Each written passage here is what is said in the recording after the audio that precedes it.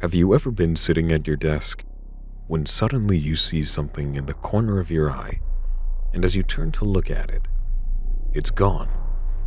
Is this just a trick of the eye? Or could it be something more? We live in the sunlit world of what we believe to be reality.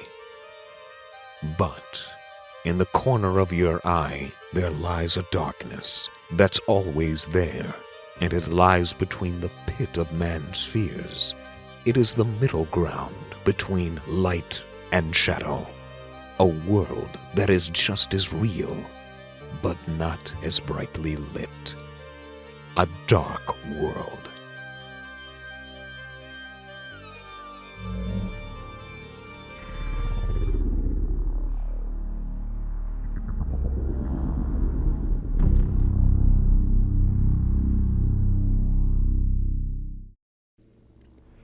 I've heard about the shadow people in various online legends, as well as stories passed down through my family. So I probably first heard about the shadow people on the TV. I was maybe 15 or 16 at the time, and I remember watching a video on ghosts, basically. It was all to do with paranormal activity, and it was a show where they kind of went ghost hunting, that sort of thing.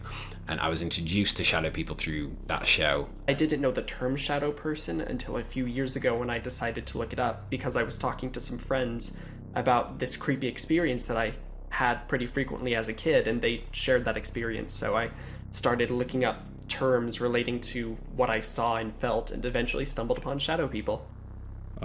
I did have a horrifying experience with one. It was one of the most terrifying things I've ever seen or felt. And it's hard to talk about sometimes. I had an experience a couple of years ago at a place I used to live at with some friends, and to cut a long story short, one of my friends was going through a peculiar time in his life, and he was absolutely adamant that his grandfather, or at least the spirit of his grandfather, was in our house. Now, whether you believe in all that kind of stuff, I don't know. I would imagine watching this video that you probably do.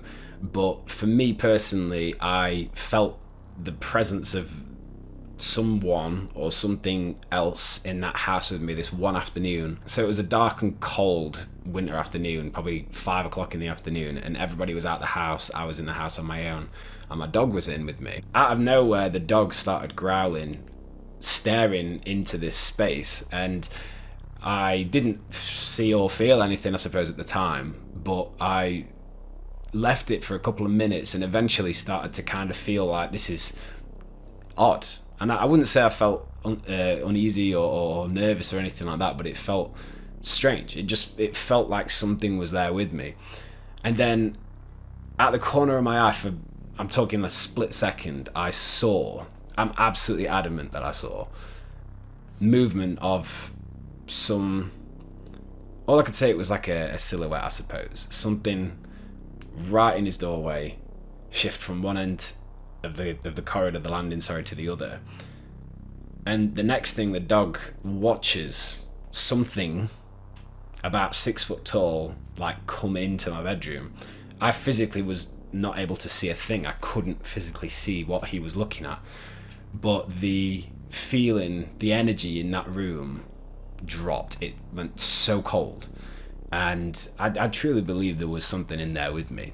Whether there was or not, I don't know, but it made the hairs on the back of my neck stand up for sure. When I was young, in my bedroom, my bed was positioned diagonally in the corner of the room from my door frame, and I was able to see under the door, when there was light cracking through, these shadows that would sort of go back and forth just in that little sliver of light, and it freaked me out a lot. And every once in a while I would go to bed and leave the door open just to see if there was actually something there. And sure enough, every night I would see these shadowy figures just passing back and forth for hours and hours. My girlfriend, who used to go to her grandmother's house out in the middle of nowhere in the country, and she would say that she would wake up in the middle of the night and look outside the windows to see shadows dancing in the fields, which sounds like a creepypasta, but when she talks about it, I can see it in her eyes that it's not a lie. It's something that still affects her very deeply. The shadow people phenomenon has been occurring for centuries. These shadowy figures often appear at the edge of your vision and disappear if you attempt to look at them directly. Many people all over the world have reported seeing these creatures. They have appeared in many forms, from religion and mythos to pop culture and urban legend. In 1985, The Twilight Zone aired an episode titled The Shadow Man. This episode starts with 13-year-old Danny being bullied by kids at school. Later that night, a shadow man appears in Danny's room and says, I am the Shadow Man,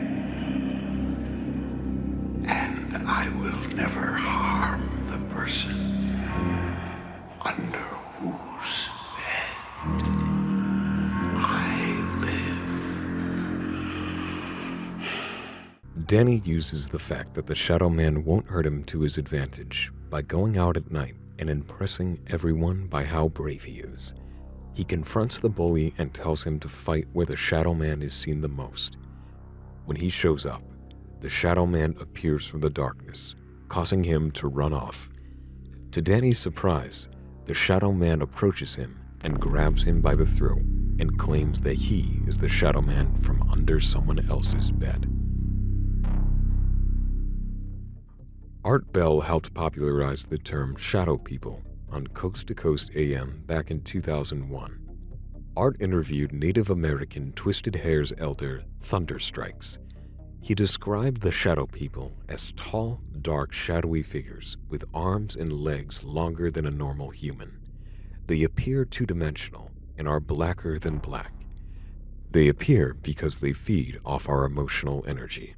A lot of the negative energy we put out into the world comes back in the form of these beings.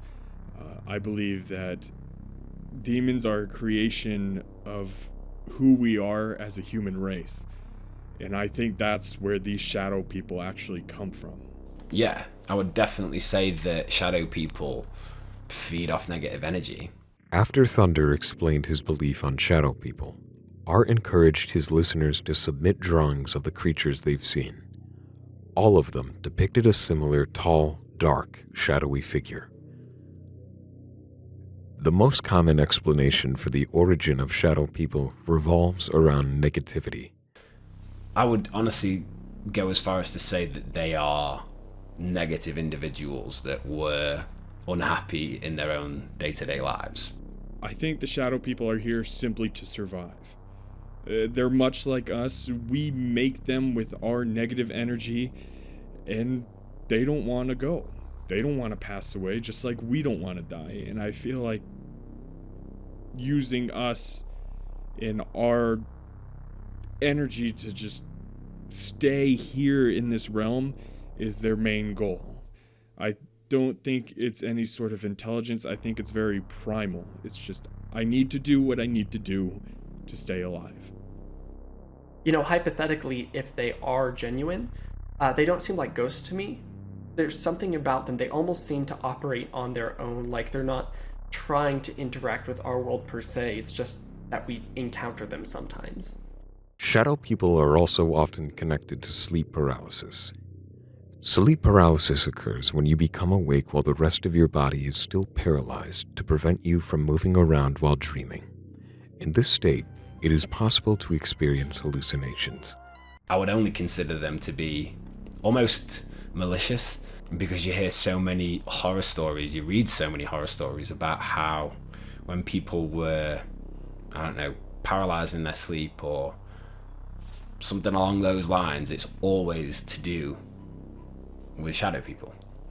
And I found that terrifying, to be totally honest. This myth has been around for decades.